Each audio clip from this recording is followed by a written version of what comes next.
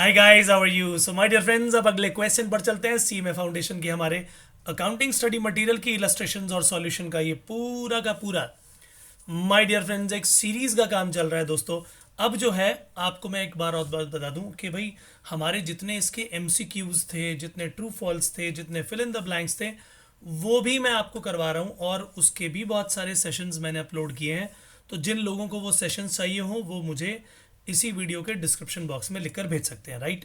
तो चलिए अब हम स्टार्ट करते हैं इलस्ट्रेशन 42। और लिखा गया है जी यहाँ पर, the books of accounts of a company limited for the year ending 31 March 2022 were closed with a difference in the books carried forward. The following errors were detected subsequently. और यहां पर लिखा क्या है, return outwards book was under cast by ₹100। तो यहां पर वही कहानी है। अब यहां पर क्या है कि कह रहा है कि डिफरेंस के साथ ही आपने बुक्स को कैरी कर लिया है। और यहां पर जो एरर्स थे वो आपके सामने सब्सिक्वेंटली नजर आए हैं। ठीक है। अब क्योंकि सस्पेंस अकाउंट बनाना है और ये बताना है कि state effects of the errors in determination of net profit of last year, that means कि ये सारी की सारी रेक्टिफिकेशन एंट्री जाहिर सी बात है अगले साल की होंगी। और ये चीज बताती है कि जो रेक्टिफिकेशन यहां तो साफ लिख ही दिया, अगर ये ना भी लिखा होता तब भी पहचान गए थे हम कि pass rectification entries in the next year. अगर ये क्लियर कट लिखा है तो दैट मीन्स कि ये थर्ड स्टेज के एरर्स हैं। ठीक बात है कि नहीं? इसका मतलब ये हुआ कि यहां पर सस्पेंस अकाउंट के साथ साथ पी एंड एल एडजस्टमेंट का भी इस्तेमाल होगा, प्रॉफिट एंड लॉस एडजस्टमेंट का इस्तेमाल वहां होगा जहां पर भी नॉमिनल अकाउंट की हमारे सामने कोई रेक्टिफिकेशन एंट्री आएगी। क्योंकि किसी भी नॉमिनल अकाउंट का नाम यहां पर यूज नहीं कर सकते, उसके रीजंस मैं आपको पहले ही डिटेल में बता चुका हूं। ठीक है जी। ये अपने जो मेरे फुल कोर्स लेक्चर्स हैं उनमें ऑलरेडी बताया जा चुका है। जिन लोगों ने अभी तक हमारे फुल कोर्स लेक्चर्स नहीं देखे माय डियर फ्रेंड्स, वो मुझे इस नंबर पर संपर्क करें और सारी की सारी डिटेल्स उनको मिल जाएगी। और आजकल हम एक बहुत ही बढ़िया डिस्काउंट स्कीम भी रन कर रहे हैं, अगर आप चाहें तो उस डिस्काउंट स्कीम का हिस्सा बन सकते हैं। ठीक है। तो ये है नंबर। और अब मैं चलता हूं अपने पहले पॉइंट पर जहां पर लिखा था कि रिटर्न आउटवर्ड यानी परचेज रिटर्न बुक को हमने कम लिखा है। परचेज रिटर्न के टोटल होते हैं दोस्तों क्रेडिट, क्योंकि वो परचेज को कम करती है। परचेज के टोटल डेबिट तो परचेज रिटर्न के क्रेडिट। ये सब डिटेल्स में अपनी क्लासेस में मैंने सब एक्सप्लेन किया, छोटी से छोटी बात। तो यहां पर हम सीधा उसका सॉल्यूशन देख रहे हैं। तो return outward book was undercast. अब देखते हैं कि परचेज रिटर्न है ये। परचेज रिटर्न को क्रेडिट करना चाहिए था मगर किया नहीं, वो अंडरकास्ट रह गई, कम क्रेडिट किया। ठीक करने के लिए और क्रेडिट कर देंगे। तो अगर ये सेकंड स्टेज की जर्नल एंट्री होती तो हम पास करते सस्पेंस अकाउंट डेबिट और परचेज रिटर्न को कर देते क्रेडिट। लेकिन परचेज रिटर्न एक नॉमिनल अकाउंट है माय डियर फ्रेंड्स, इसीलिए उसका इस्तेमाल यहां पर पॉसिबल नहीं है। तो परचेज रिटर्न की जगह profit and loss adjustment account को क्रेडिट कर दिया जाएगा। और जर्नल एंट्री क्या बन जाएगी? Suspense account debit to profit and loss adjustment account. तो ये रही हमारी पहली journal entry, suspense account debit to profit and loss adjustment account. ठीक है जी। चलिए दूसरी एंट्री की बात करते हैं। और दूसरी एंट्री में क्या लिखा है, ₹1500 being the total of discount column on the credit side of the cash book was not posted. अब discount column of credit side यानी इनकम, यानी डिस्काउंट रिसीव्ड को हमने कम क्रेडिट किया है। ₹1500 से कम क्रेडिट किया। तो ठीक करने के लिए आप क्या करेंगे, सेकेंड स्टेज होती तो हम लिखते suspense debit to discount received account my dear friend. लेकिन ये तो क्या है, ये एक नॉमिनल नेचर का अकाउंट है। और पिछले साल की डिस्काउंट रिसीव्ड की एंट्री अगर इस साल करने लग गए ना, तो ऐसा लगेगा जैसे इस साल के डिस्काउंट रिसीव्ड को आपने चेंज कर दिया। और क्यों इसमें पी एंड एल एडजस्टमेंट डालेंगे इसकी जगह? क्योंकि पुराने साल की इनकम और एक्सपेंसेस का काम पी एंड एल में पिछले साल हो चुका था। इसीलिए उसी प्रॉफिट एंड लॉस को एडजस्ट करने के लिए P and L adjustment account को खोला जाता है। तो जर्नल एंट्री बन गई suspense account debit to profit and loss adjustment account ₹1500 से। माय डियर फ्रेंड्स, ये काम भी यहां पर हो गया समाप्त। अब चलते हैं अगले पॉइंट पर। लिखा गया है, ₹6000 being the cost of purchase of office furniture was debited to the purchase account my dear friends, 6,000 रुपये का अमाउंट था cost of purchase of office furniture. Furniture का ये ऑफिस, ऑफिस का ये फर्नीचर, फर्नीचर अकाउंट में डेबिट होना चाहिए था, लेकिन गलती से कहाँ डेबिट कर दिया, परचेजेस में डेबिट कर दिया, गलत किया। तो भाई अब क्या करोगे, जो गलत किया उसे रिवर्स करो और जो होना चाहिए वो करो, यानी परचेज को गलती से डेबिट किया था उसे क्रेडिट कर दो, फर्नीचर जिसे डेबिट होना चाहिए था वो कर दो। तो अगर ये सेकंड स्टेज की गलती होती और हमारे सामने एंट्री आती तो हम क्या बोलते जी, फर्नीचर को कर दो डेबिट, परचेज अकाउंट जो कि गलती से डेबिट हो गया था उसे क्रेडिट कर दो। माय डियर फ्रेंड्स, लेकिन ये तो थर्ड स्टेज का एरर है, परचेज अकाउंट का इस्तेमाल नहीं हो सकता, उसकी जगह P&L एडजस्टमेंट लिखा जाएगा, यानी furniture account debit to P&L adjustment account entry होनी चाहिए। तो ये रहा office furniture account debit to P&L adjustment account 6,000 रुपये। चलिए अब चलता हूं अपने अगले क्वेश्चन पर। लिखा है a credit sale of ₹760 was wrongly posted as 670 to the customer's account in the sales ledger। अब क्रेडिट सेल 760 रुपए की लिखी थी, पोस्टिंग 670 रुपए लिख दी कस्टमर के अकाउंट में, यानी कस्टमर को हमने डेबिट करना था, उधार पर माल बेचा तो कस्टमर अकाउंट डेबिट यानी debtor account debit to sales. 760 की बजाय 670 से कर दिया, यानी 90 रुपए से कम डेबिट किया। तो ठीक है भैया, और डेबिट कर देना debtor account debit to, suspense हो जाएगा, और यहाँ पर किसी भी तरह का कोई नॉमिनल अकाउंट नहीं है, इसीलिए P&L एडजस्टमेंट का इस्तेमाल नहीं होगा। जर्नल एंट्री बन जाएगी 90 रुपीज से debtors account debit to suspense account.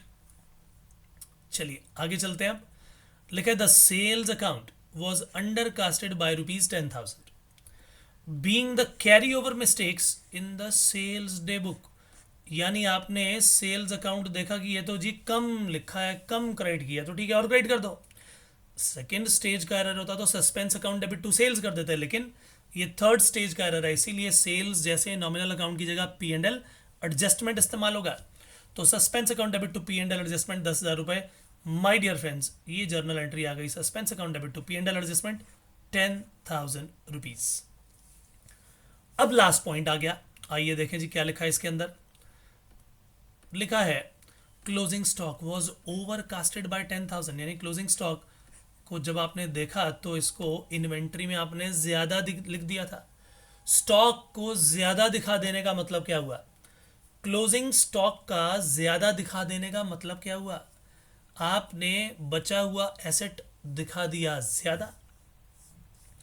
बचे हुए एसेट को जब आपने ज्यादा दिखा दिया तो इसका मतलब ये हुआ, ये एरर इन द शेड्यूल और इन्वेंट्री, शेड्यूल और इन्वेंट्री, ये आप स्टॉक होना चाहिए था, एरर इन दी इन्वेंट्री यानी स्टॉक अकाउंट। तो आपने देखा उसको हमने ज्यादा दिखा दिया, लेकिन अब क्लोजिंग स्टॉक का direct impact my dear friends पड़ता किस पर है, आपको मालूम है ना, उसका डायरेक्ट इंपैक्ट पड़ता है आपके ट्रेडिंग अकाउंट पर, P&L पर, करेक्ट। तो क्लोजिंग स्टॉक का जब वैल्यूएशन हुआ होगा तो जब हम उसे दिखाते हैं तो क्लोजिंग स्टॉक, मैंने आपको पूरा एक्सप्लेन किया है हमारे ट्रेडिंग P&L बैलेंस शीट में क्लोजिंग स्टॉक को क्यों दिखाते हैं क्रेडिट साइड में, राइट। तो अगर मैंने क्लोजिंग स्टॉक को ट्रेडिंग की क्रेडिट साइड में दिखा दिया और इसे ओवर वैल्यू कर दिया, यानी क्रेडिट साइड ट्रेडिंग अकाउंट को ओवर वैल्यू कर दिया, प्रॉफिट्स को इसका मतलब मैंने ज्यादा दिखा दिया है, प्रॉफिट को ज्यादा दिखा दिया, यानी इसे अब मुझे प्रॉफिट को रिड्यूस करना पड़ेगा। जब भी क्रेडिट साइड में कुछ ज्यादा दिखा देते हो तो ट्रेडिंग के क्रेडिट यानी जो प्रॉफिट्स हैं, debit all expenses and losses, credit all incomes and gains, तो क्लोजिंग स्टॉक को आपने यहाँ दिखा दिया, राइट।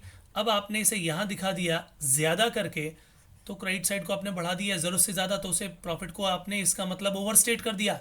ठीक करने के लिए इस साल में आप उस प्रॉफिट को कम करेंगे, कम करने के लिए डेबिट करना पड़ेगा, इसीलिए P&L एडजस्टमेंट अकाउंट डेबिट होगा और टू सस्पेंस अकाउंट लिख दिया जाएगा, ठीक है जी। तो इसीलिए जर्नल एंट्री क्या बन गई, P&L adjustment account debit to suspense account. तो अब हम क्या करेंगे, हम चलेंगे अपने सस्पेंस अकाउंट की तरफ।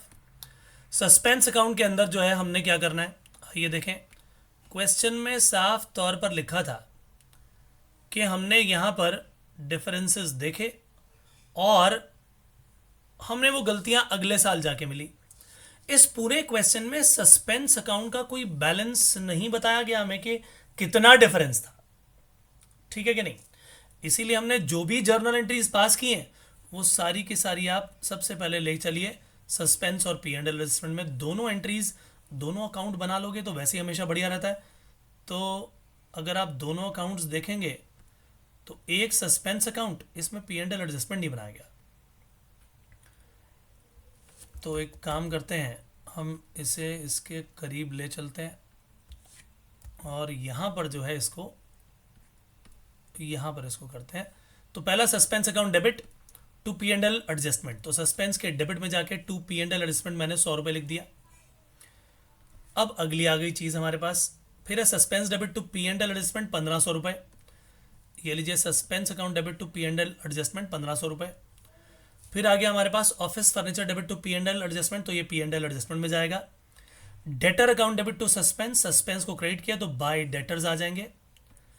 उसके बाद फिर आ गया जी suspense debit to P and L adjustment 10,000 रुपये। ये लीजिए suspense debit to P and L adjustment 10,000 रुपये। फिर एक बार और आ गया, वो आ गया P and L adjustment account debit to suspense, तो ये गलत लिख दिया, बहुत सारी गलतियां की हुई हैं उन्होंने। तो ये आना चाहिए by P and L adjustment account, ये हो गया जी 10,000 रुपये, ठीक है। तो अब जो भी बैलेंस आया, आइए ज़रा उसको देख लेते हैं कितना आ रहा है। ये आ गया 11,600, 11,600 का टोटल है इधर, 11,600 का टोटल है, उसमें से आप 10,090 रुपये माइनस कर दीजिए, तो ये जो है ये बैलेंसिंग फिगर आपकी आ जाएगी bye difference in trial balance जो बिगिनिंग में रहा होगा। क्या है बात समझ में आई? ये जो डिफरेंस निकल के आएगा ये वो बैलेंस है जो बिगिनिंग में रहा होगा, ठीक है। यानी ये कितना रहा होगा, 10,000, सॉरी 10,000, ये रहा होगा हमारे सामने 1,510 रुपये। 1,510 रुपये का हमारा बैलेंस रहा होगा, ठीक है ना। 1,510 रुपये ये टोटल जो है हमारे सामने, ये किसका आ गया, ये वो बैलेंस है जिसके कारण वो डिफरेंस नजर आ रहा था। क्या मेरी बात सभी को समझ में आई? तो हमने हालांकि इसमें ऐसा किया, और कई बार क्या होता है सस्पेंस अकाउंट पहले ही गिवन होता है कि ये बैलेंस डिफरेंस था, तो मैंने आपको सिखाया था जब सस्पेंस अकाउंट का बैलेंस गिवन हो और हमें पी एंड एल एडजस्टमेंट बनाना हो तो फिर दोनों का जो फाइनल बैलेंस निकल के आता है उसे हम बिजनेसमैन के कैपिटल अकाउंट में ट्रांसफर कर देते हैं। मैंने जब आपको अपने क्वेश्चंस करवाए थे तो बहुत सारे क्वेश्चंस, हर तरीके का क्वेश्चन उसमें करवाया था, उसमें हमने इस चीज़ को ध्यान से देखा था। तो इट इज़ बेटर कि आप एक बार दोबारा उन हिस्सों को पढ़ लीजिएगा, right. So my dear friends, illustration 42 का भी काम यहाँ समाप्त हुआ। मिलेंगे फिर से अगली नई इलस्ट्रेशन में, तब तक के लिए दीजिए इजाजत, bye bye, take care and God bless you, thank you so much.